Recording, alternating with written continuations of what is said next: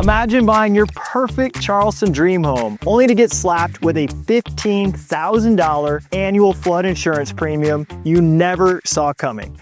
Look, Charleston has got hidden issues that most buyers never find out about. I've sold over 5,000 Charleston homes over the last 20 years, and 2025 has caught more home buyers off guard than any year I've ever seen. Today, I'm going to talk about the 8 biggest gotchas that sucker punch home buyers. Things that your normal realtor doesn't even know how to prepare you for. And in this video, I'm going to show you how to sidestep each mistake. Stick around because the first gotcha is really going to surprise you. So the number one thing that can blindside Charleston home buyers isn't the mortgage payment, it's actually your flood insurance. 2 homes sitting side by side can have completely different insurance costs. Houses built before 1980 sometimes sit too low on the ground compared to today's flood elevation standards. Normal flood insurance, that'll run you about $600 to maybe $1,000 a year. A house like this on Isle of Palms built on the ground, that flood insurance could be $20,000 a year. And the worst part is, you might have already fallen in love with the house, gone through it twice, mentally put where your furniture should go, and decide you want to move in, only to find out 2 days before closing, your insurance costs are going to cost you an extra $2,000 in payment per month that you just were not ready for. These flood insurance surprises happen in the prettiest parts of Charleston. I'm talking downtown luxury homes, places on James Island and Johns Island, definitely the beaches like we are right now on Isle of Palms, Sullivan's Island, and Folly Beach. And the prettiest areas are the ones that are going to be closest to the water, and they have the most propensity to have non-conforming flood issues. But there is a fix, and I'm going to talk to you about an easy solution that can prevent you from being surprised. So the first thing you're going to want to do to prevent being surprised by flood insurance costs is to get what is called a flood elevation certificate. Every homeowner already has one. A really good realtor will know to put that flood elevation certificate on the MLS so that your realtor could figure out what's the cost of this flood insurance. Now, the flood elevation certificate does not tell you how much the flood insurance is. It just tells you the elevation of the house compared to the flood zone. You take that flood elevation certificate, or your realtor does, to a great insurance provider who knows local insurance, and they'll give you a flood insurance quote before you ever fall in love with the house. So that will save you pain, heartache, and possibly $20,000 a year. Now, flood insurance isn't the only water problem you're going to have if you think about moving to Charleston. But before we get into the other water problem that messes with people buying homes here, if we haven't met yet, my name is Matt O'Neill. I'm a local real estate expert who's been here 20 years helping thousands of families navigate the tricky move to Charleston, South Carolina. Every single week, I post videos about what it's really like to live here. So hit that subscribe button if you love to learn about moving to Charleston and what this area has to offer. Now, if you're starting to learn about Charleston, one thing you'll hear people call it is the low country. It's called the low country because Charleston is really flat. Here we are at Isle of Palms Beach. This is sea level, literally at sea level. But parts of downtown Charleston are also at sea level. Parts of Old Village Mount Pleasant are under sea level. In fact, the entire Charleston area is sea level. They call it Mount Pleasant, but there's no mount about it. The entire area is flat. That's why you see all these beautiful marsh grasses, because the water just flows in and out. But everything being at sea level creates a water issue, and that's flooding. You'll see the streets of Charleston flood more often than you would possibly expect. What we call nuisance flooding only happened about 4 times a year in the 1960s. Today, 2025, we see about 40 days of nuisance flooding a year. And experts are predicting by 2045, Charleston might see 180 days of nuisance flooding every single year. So what is nuisance flooding? Nuisance flooding is not a named storm, it's not a hurricane, it's just a really high tide and a big rain, and it causes some streets to flood. So some parts of Charleston are more prone to flooding than others. Basically, the closer you get to the water, the higher your chances are of having some streets that flood. Downtown is definitely the main flooding culprit. You'll see parts of King Street, Market Street, and other streets downtown flood when we have really heavy rains. But you'll also see that in some parts of Mount Pleasant and some parts of West Ashley. James Island and Johns Island are also known to get some flooding when we have really big rains. Now, there's another really important water issue that we'll talk about later in this video when it comes to mold and rot. because of the high moisture content in Charleston. But these flooding problems don't just cause you nuisance. They can actually cost you money. Imagine storing things underneath your house in an elevated home that you were thinking are going to be protected. If there's a big flood, all of those things could be damaged, like furniture or paintings or other items you thought were safe underneath your garage. Some other things that could cost you money with this are the corrosion that the water can cause. And if you need to get somewhere on time, like to work, and the street's flooded, it could cost you an appointment. Now, water coming in is an obvious threat, but what if I told you that even the air in Charleston can be a threat to your house? We're going to talk about that next. So that salty ocean air of Charleston that feels so nice, it actually does a lot of damage. AC systems that typically might last 15 to 20 years inland might only last 5 to 7 years because that sea air is corrosive. A house like this is beachfront. You're gonna need to do your railings, your doorknobs, your light fixtures redone more often than you think, maybe every 5 years, because the salt air just corrodes things a whole lot faster. Even the roof won't last as long as it typically would when you live inland. But the thing that will really shock you is how often you need to repaint your house and the type of paint that you need to use. In most parts of the country, people will repaint their house every 10 to 15 years. In Charleston, you might be repainting your home every 3 to 4 years, and you're gonna need a marine grade paint, which can be more expensive than typical paint. This is because that salt air just does damage on all your eaves and soffits and trim that you just wouldn't expect. And it's not just the beachfront houses that have these sea air issues. It's not even the homes that are within a couple miles of the ocean. Anything 10 miles from the beach and in is gonna have these issues. This is like Highway 17 being a barrier. Everything that's on the ocean side of Highway 17 is gonna have salt air affecting it in some way. And it's not just the salt air corrosion, we also have increased hurricane risk for these areas as well. We'll talk about that later in this video. But now let's talk about the real cost that some of these items might cost you. Getting a new HVAC system, that could be anywhere from $9,000 to $12,000. And it is just sped up because of the sea air. If you need to repaint your house, you're looking at $10,000 to $15,000. If you're redoing your doorknobs and your handles and different things like that, like your light fixtures, that's gonna be in that $3,000 to $4,000. So all in all, if you're thinking about buying a home in Charleston that's close to the sea, within Highway 17 and closer, you might add another $2,000 to $5,000 a year in maintenance just because of sea air. And just when you thought these problems were as bad as it get, let me introduce you to your new roommates. And trust me, these aren't the kind of roommates that you're gonna want in your house. So when it comes to living in Charleston, there are two pests that most people from out of this area just aren't familiar with. The first is called the palmetto bug. And that's a cute little name. Behind me here, you can see a palmetto tree. It's the state tree of South Carolina. It's like a palm tree like we have here, except it's shorter, squattier, and fatter. Now, we call a palmetto bug a bug that you see a lot in Charleston, but it's really just a cockroach. And these palmetto bugs are big. Like sometimes you'll see a palmetto bug that's that big. And when it's in your shower, it is terrifying. At least it is for the people that live in my house. Cockroaches or palmetto bugs are an issue in Charleston, and it's something where you're probably gonna have to pay a pest service to spray around the outside of your house and maybe even the thresholds of your doors and windows so that you don't get palmetto bugs inside your house. There is another pest that's even more gruesome. It's what we call a wharf rat.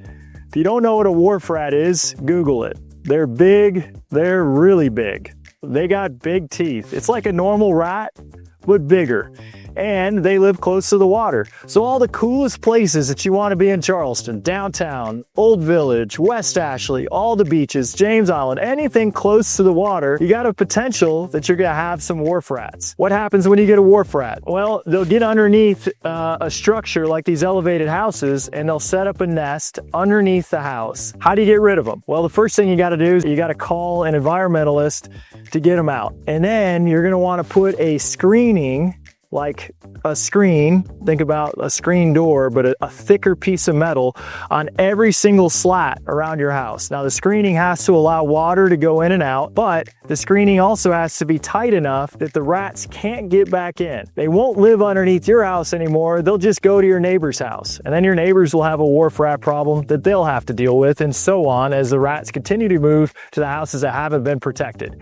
So what's the fix? Definitely have a pest control service that sprays around your house so you don't have palmetto bugs. And if you buy an elevated house, make sure you put screening underneath of it so you have no wharf rats that live with you. All right, let's talk about what's happening underneath your floors. I'm talking about your crawl space or elevated construction. The moisture content in Charleston is crazy high. Typical days, we see humidity of 76%. And it rains about 50 inches a year in Charleston, which is a whole lot. So there's a lot of moisture. If you have a house like this, it's elevated, a lot of times you have really good airflow. But if you have a crawl space and one that might be shorter, like only a foot, 2 foot, 3 foot, 4 foot, that moisture content can get really, really high underneath the house. So what do you do about it? A lot of times people will say, we'll put a vapor barrier down so that the moisture can't come up from underneath the house. That's a good solution. But what if you bought a house and you didn't know that it had moisture issues? Sometimes the moisture content underneath a home can be 80% to 90%. You can go underneath the house and there could be mold on all of the joists under there.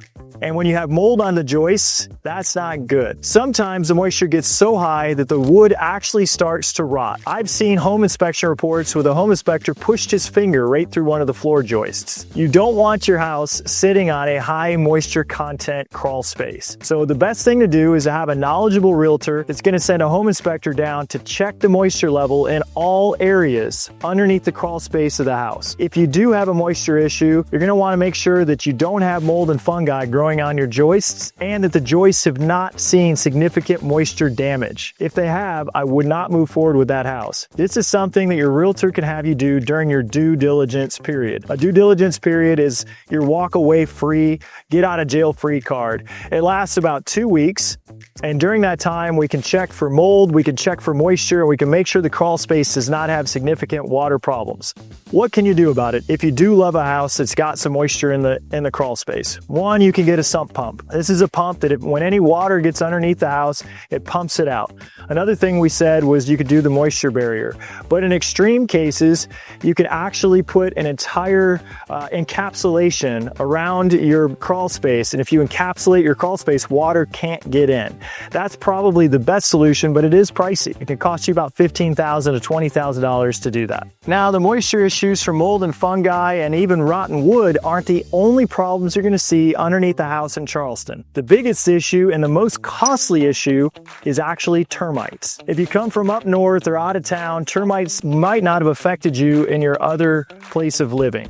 But in Charleston, termites affect everybody. Fun fact, the Formosan termite, which is the most damaging kind of termite, was actually discovered right here in Charleston, South Carolina in 1957. One queen can lay thousands of eggs every single day. If you see termites, you have a problem. One termite is going to mean there are thousands of termites. So every single house I sell to somebody, I highly encourage and almost strongly make them get a termite bond. Termite bonds are not expensive. The best kind of termite bond is called a repair bond.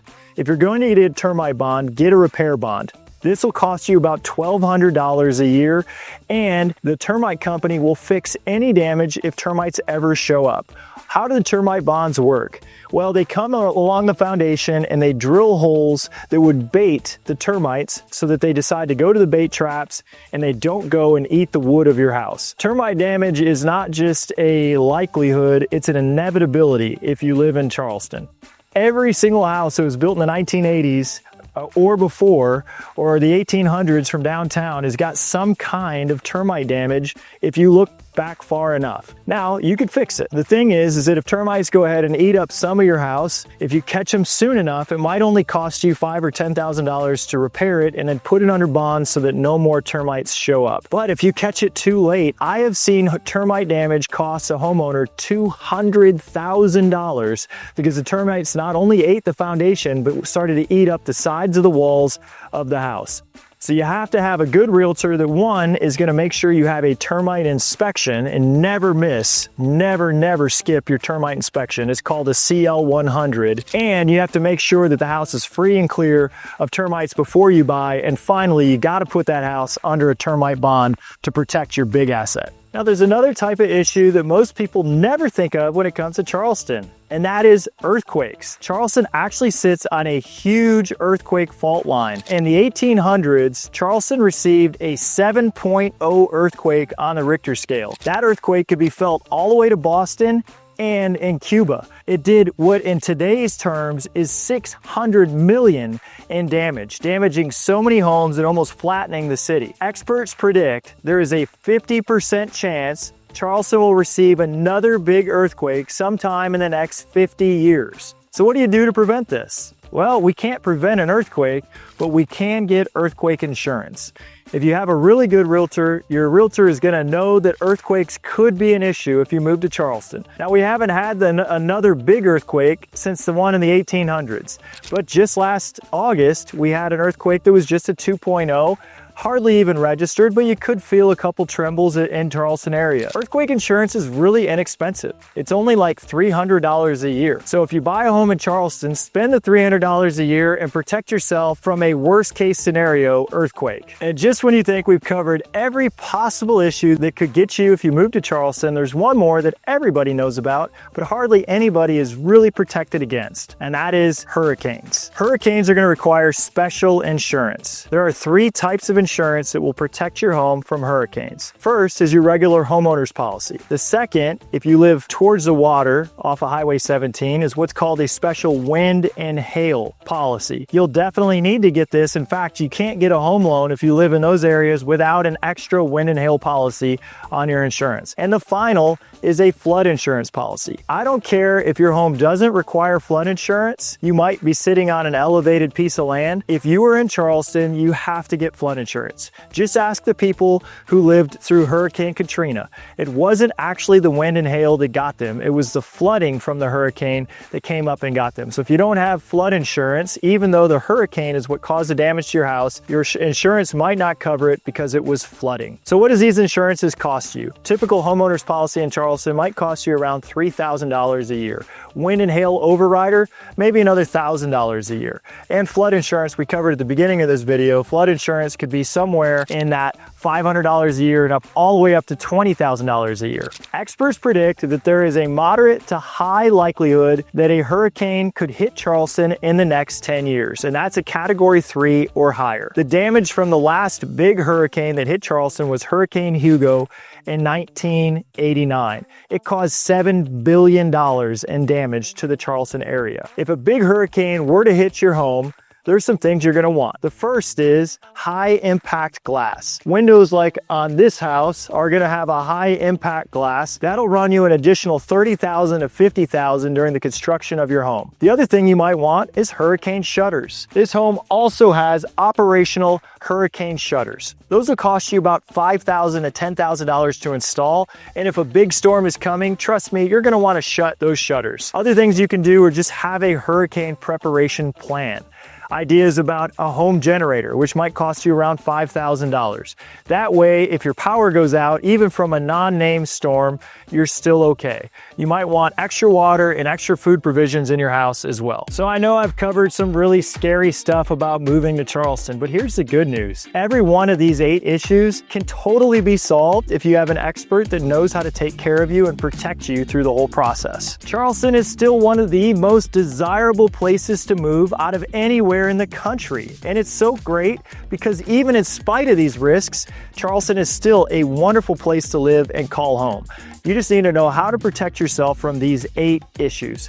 The first one, make sure you get a flood elevation certificate so you know exactly how much your flood insurance is going to cost before you fall in love with a home. The second issue, the possibility that your street could be one of the streets that flood in Charleston. Hey, if you know a local, go and ask them, what is it like to live on this street? I would ask the neighbors on either side of the house you're considering buying, does this street ever flood?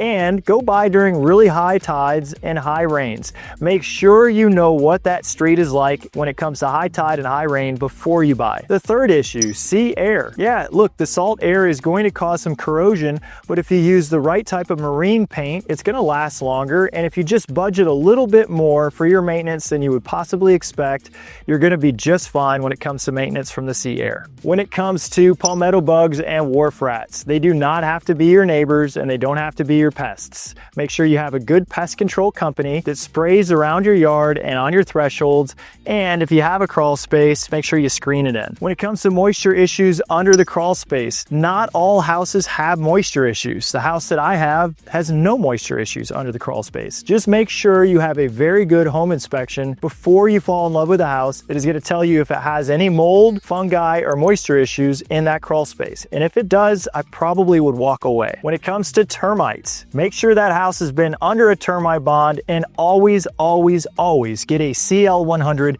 termite inspection to make sure the house is free and clear of termites before you buy. And make sure you put it under a termite bond if it's not already under one. Earthquakes. We haven't had an earthquake in Charleston for over 150 years of any significance, but still, spend the $300 to $500 a year and put your house under earthquake insurance to protect your asset. And when it comes to hurricanes, make sure you have adequate insurance, including flood insurance and wind and hail insurance, to protect you if we do have a big storm. Look, I love living in Charleston. In spite of all these things we've covered today, it's still the best place on earth to possibly live. I've helped over 5,000 families make a great move to Charleston and sidestep all of the 8 issues that we discussed today. If you want to reach out to me, happy to help you and show you how to find a great Charleston home. Just go to sales@mattoneilteam.com or call us at 843-619-0401. We are happy to assist you and make a great move. All right, now that you know about all the issues of Charleston and how to sidestep them, make sure you click here to watch the next video where I rank the best places to live in Charleston so you can find the best place for you. Until next time, I'm Matt O'Neill and I appreciate you watching.